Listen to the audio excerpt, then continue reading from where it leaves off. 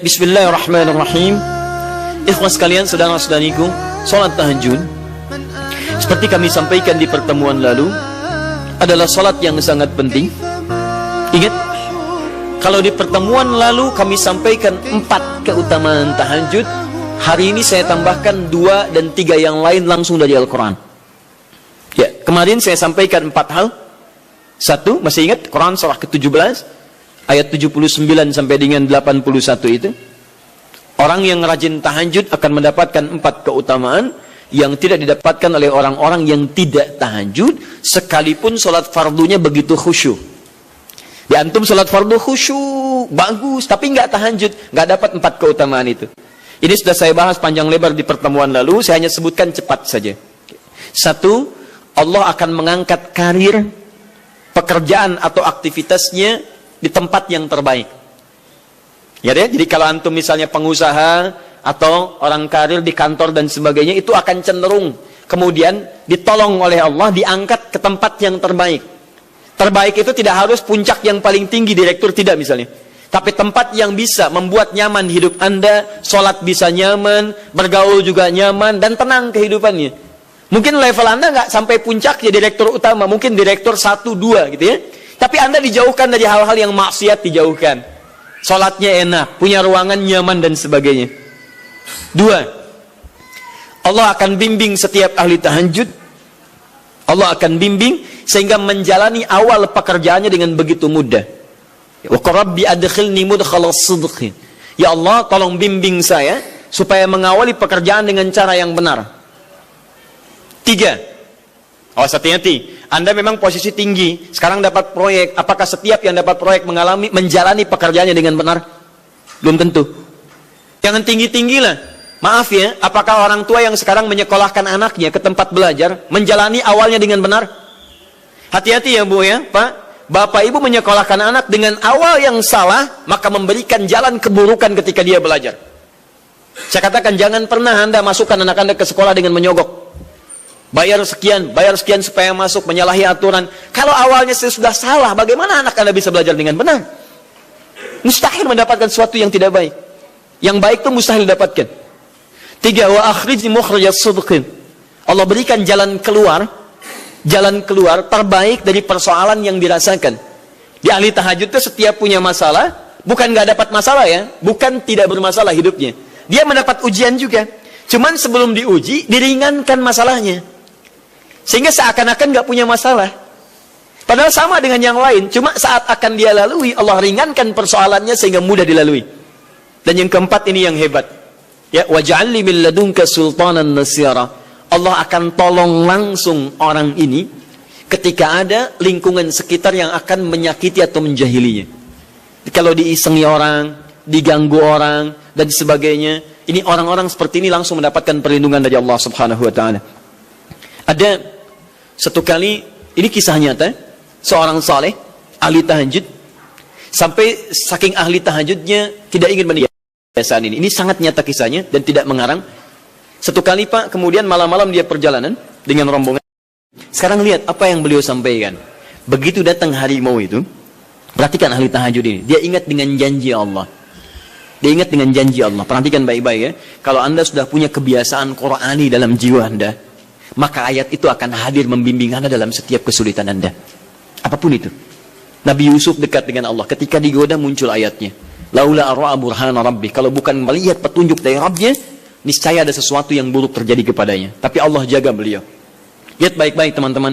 Begitu melompat harimau itu, kemudian dia katakan dalam jiwanya. Lihat kalimatnya.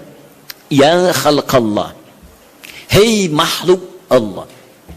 Dia tidak katakan ya namar, hei harimau, tidak. Kalau disebutkan harimaunya menunjuk pada zatnya, tapi dia lekatkan makhluk ini kepada penciptanya. Hei makhluk Allah. Ya khalqallah, hei makhluk Allah.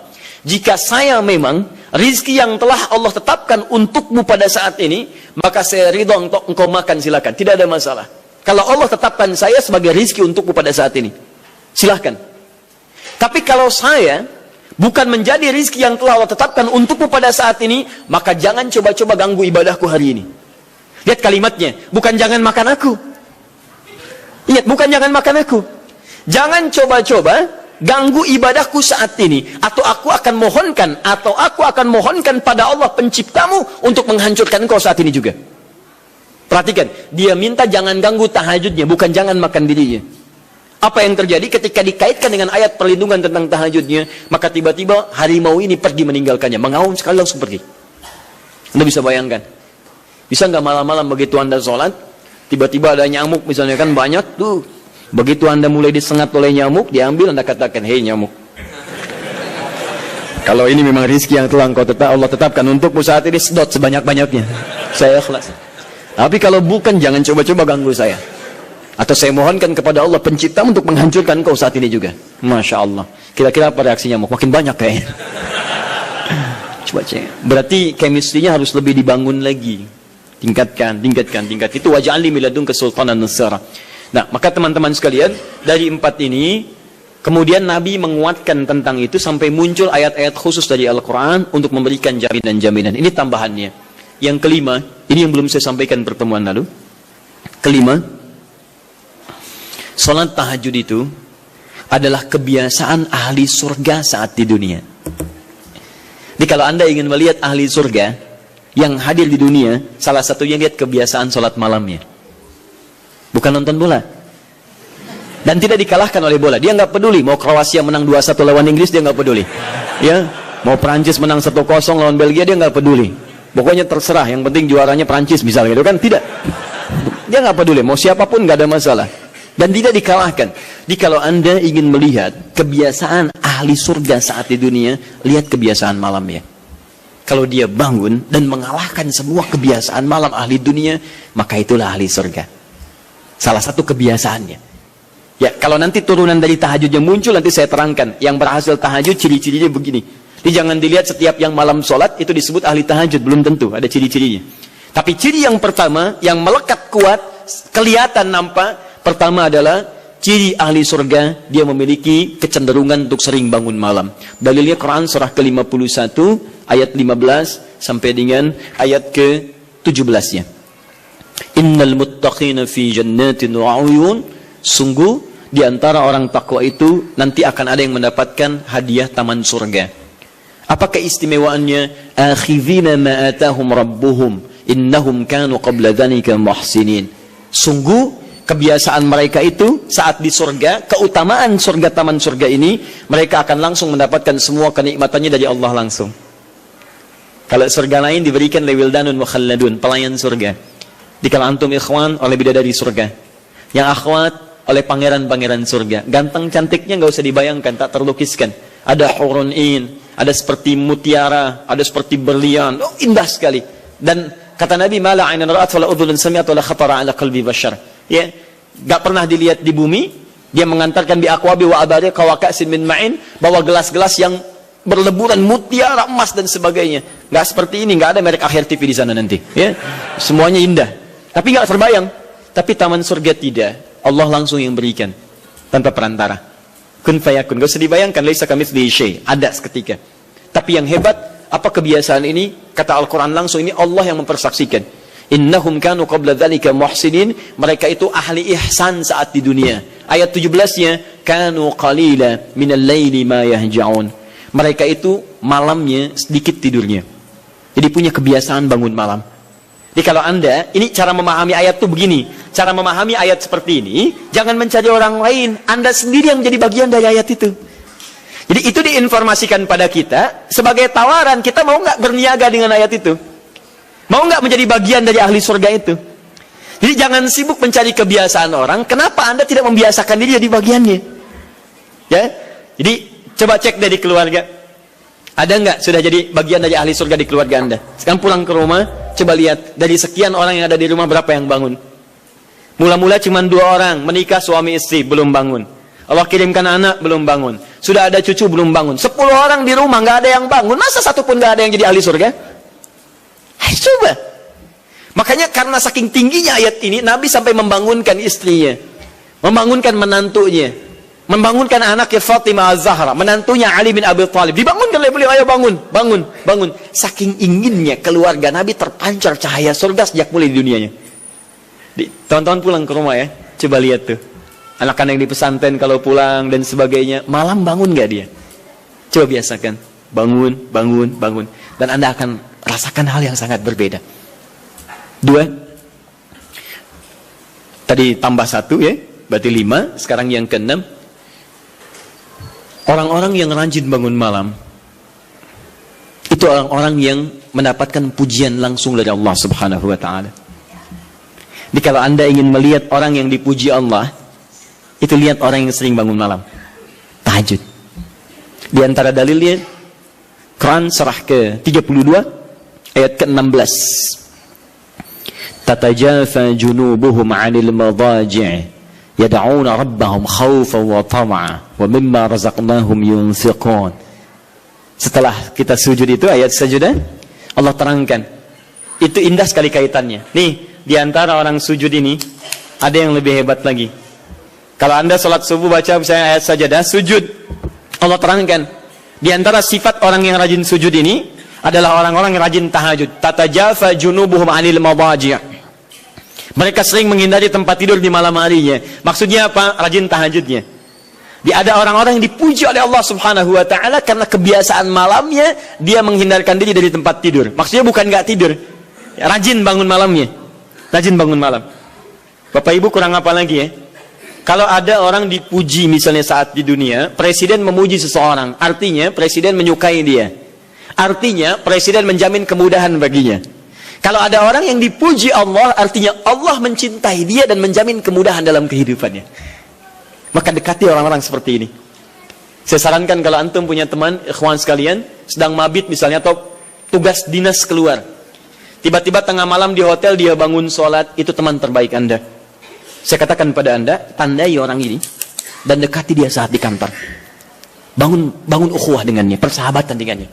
Maka ketika Anda mendekati orang-orang yang dipuji oleh Allah, maka Anda pun akan kedapatan bagian dari pujiannya. Karena mustahil orang yang dijaga oleh Allah mengajak Anda pada maksiat. Itu mustahil. Mustahil. Sama teman-teman yang masih di kampus, kalau malam-malam misalnya di asrama atau pulang, tiba-tiba ada orang-orang yang kelihatan sholat malam, dekati orang ini. Jadilah bagian dari sahabatnya. Dan dengan itu saya ajak, coba cek pasangan hidup Anda. Jangan-jangan selama ini Anda berdua belum mendapati sesuatu yang terbaik. Kalau ibu ingin suaminya dipuji oleh Allah Subhanahu wa ta'ala, maka bangunkan malamnya supaya dia sholat. Kalau Anda, istri Anda ingin dipuji oleh Allah Subhanahu wa ta'ala, bangunkan malamnya supaya dia sholat. Dan kalau bisa keduanya kompak. Pernah kan saya sampaikan di pertemuan lalu, Nabi menyampaikan, lihat rahimallahu mra'an atau rajulan, Allah merahmati seorang lelaki, kemudian yang bangun di pertengahan malam dia sholat, lantas membangunkan istrinya dan mencipratkan air di wajah istrinya supaya dia bangun menunaikan sholat malam. Seperti Allah merahmati seorang istri yang bangun di malam hari untuk sholat, kemudian dia mencipratkan air di wajah suaminya supaya bangun untuk sholat. Saking tingginya mendapatkan pujian Allah, sampai kata Nabi SAW, ayo bangunkan istrimu sekalipun kau cipratkan air di wajahnya. Tapi mohon izin Bu ya, maksud hadis itu, kalau sudah ada komitmen dan rencana bangun di malam harinya. Nggak ya? Bukan ibu ngaji sekarang, suami nggak hadir. Terus dengar itu, terus nggak punya rencana. Aduh, saya pengen suami dipuji Allah. Masya Allah, malam-malam segayung Pak. Mama kenapa? Hadis Nabi Pak. Oh hadis Nabi. Aduh, siapa yang ngajarin? Nah, itu yang repot. Paham ya?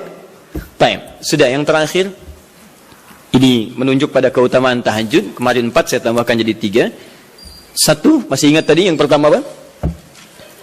Allah Subhanahu wa ta'ala menjamin ia sebagai ahli surga, kebiasaan yang ada di dunia. Yang kedua, Allah memuji orang ini.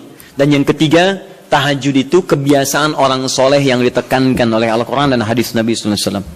Kebiasaan orang-orang soleh. Jadi kalau yang pertama ahli surga, kedua dipuji Allah, yang ketiga langsung dikuatkan orang-orang soleh. Dan orang-orang soleh itu, mohon izin ya, maaf, orang soleh itu tempatnya saat di surga, itu sesurga dengan semua nabi. Semua nabi dan rasul. Ayatnya ada di Quran surah keempat An-Nisa ayat 69. Paling kanan di pertengahan. Wa may yuti'illaha wa rasul fa ulaika ma'al ladzina an'ama Allahu 'alaihim minan nabiyyin was-siddiqin wasyuhada was-salihin wa hasuna ulaika rafiqa. Siapa yang mau menaati Allah dan Rasulnya, maka dia bisa sesurga dengan orang-orang yang telah Allah berikan jaminan nikmat surga untuk mereka. Di antara mereka para nabi, Awas. Para syuhada, siddiqin, orang-orang jujur, wassalihin, orang-orang saleh. Ini syahidnya di ayat ini bahwa orang-orang saleh akan ke surga bersama semua nabi. Saya pernah katakan pada Anda, kalau beberapa nabi saja, maka bahasa Arabnya bukan nabiyin, tapi anbiya. Anbiya. Karena itu ada surah ke-21, surah Al-Anbiya. Di situ dikisahkan beberapa nabi saja. Puncaknya di Quran surah 21 ayat 83 sampai 90. Di situ ada kisah Nabi Zakaria, kisah Nabi Yunus, kisah Nabi Ayub dan sebagainya. Anda bisa baca itu, ada turunan para nabi, tapi tidak semua nabi dikisahkan. Tapi kalau Anda ingin sesurga dengan semua nabi tanpa kecuali, maka Anda kerjakan sebagai orang soleh saat di dunia, ada peluang mendapatinya. Nah, ciri orang soleh yang ditekankan itu, dia adalah orang-orang yang rajin. Ayat kedua, wa minal laili fasjud lahu wasabbih. Tapi sebagian malam cari waktu untuk banyak bersujud kepada Allah dan memperbanyak tasbih kepadanya. Di antara makna tasbih dan sujud itu adalah tahajud. Dari mana taunya tasbih dan sujud bagian dari tahajud? Itulah nanti yang akan kita bahas tentang sifat salat tahajud Nabi dalam pertemuan yang sekarang.